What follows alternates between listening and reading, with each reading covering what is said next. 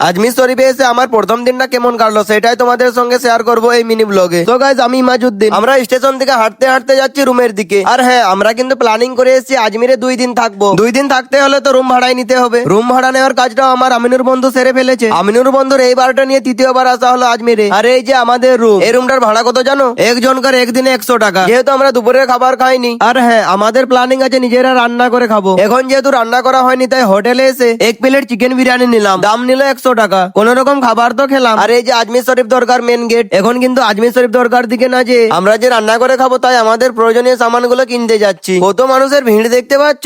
এত মানুষের ভিড়ের মধ্যে দিয়ে চলে আসলাম মুদি দোকানে। মুদি দোকান থেকে চাল ডাল আরো প্রয়োজনীয় সামানগুলো কিনে নিলাম। এরপর চলে আসলাম সবজি বাজারে কিছু প্রয়োজনীয় সামান কিনতে। কেনাকাটা কমপ্লিট হতে রুমে এসে ভাতটা রান্না করে নিলাম। এইদিকে মগরিবের আজান হতে আমিনুদ্দা বলল চল তাহলে মগরিবের নামাজটা পড়ে আসি। যেই বলা সেই কাজ, টুপিটা মাথা দিয়ে চলে আসলাম মগরিবের নামাজ পড়তে। আর এই যে এই মসজিদটাতে নামাজ পড়লাম। এই মসজিদটার নাম কি জানো? আকবরী মসজিদ। মসজিদটা মাশাআল্লাহ কত সুন্দর। মগরিবের নামাজটা পড়ে এসে চিকেন রান্না করতে শুরু করলাম। তোমরা যদি বলে আমরা রান্না করে খাবো তাহলে এই রুম মালিকের কাছে সবকিছু সামান পেয়ে যাবে ভাড়ায়। রান্না করার পর খেয়েই নিলাম, কারণ এশার নামাজের জামাতের সময় 9:15 তাই আমরা ভাবলাম কতবার যাতায়াত করব। আর এই যে রাজস্থানের ট্রেডিশনাল বাড়ি, দেখো আমরা উপর থেকে নিচের মানুষগুলো দেখতে পাচ্ছি। বাড়িটা কিন্তু দারুণ। আমরা প্ল্যানিং করলাম এশার নামাজটা পড়ে মাজার জিয়ারত করে আমরা ফিরে আসবো রুমে। যেহেতু এশার নামাজের জামাতের সময় 9:15 তাই আমরা ভাবলাম রাতের খাবার খেয়ে চল নামাজ পড়তে যাবো। এই রাত্রিবেলা আজমির শরীফ দরগার মেন গেটের সামনে কত ভিড় দেখতে পাচ্ছ। প্রচুর মানুষ, প্রচুর মানুষ। আর হ্যাঁ, আকবরী মসজিদটা রয়েছে আজমির শরীফ দরগার 1 নম্বর গেটটায় প্রবেশ করার পর কিছুটা এসে এই যে ছোট গেটটায় প্রবেশ করার পর আরো কিছুটা হেঁটে যে ডান দিকে দেখতে পাবে আকবরী মসজিদ। আর ওই যে সামনে রয়েছে আজমির শরীফ দরগার 3 নম্বর গেট। আমরা এশার নামাজটা আকবরী মসজিদে পড়লাম। এশার নামাজ পড়ে আমরা চলে আসলাম মাজার জিয়ারত করতে। মাজার জিয়ারত করার পর আমরা কয়েক ঘন্টা মাজারের চতুর্দিকটা আমরা একটু ঘুরে দেখছিলাম। আর হ্যাঁ, আজমির শরীফ দরগার 3 নম্বর গেটে প্রবেশ করে তোমরা দেখতে পাবে আজমির শরীফ দরগার ঐতিহাসিক বড় ডেক বা রান্না করার বড় করাই। দর্শনার্থীরা এই ডেকের মধ্যে টাকা পয়সা চাল নিক্ষেপ করে দান করে থাকেন।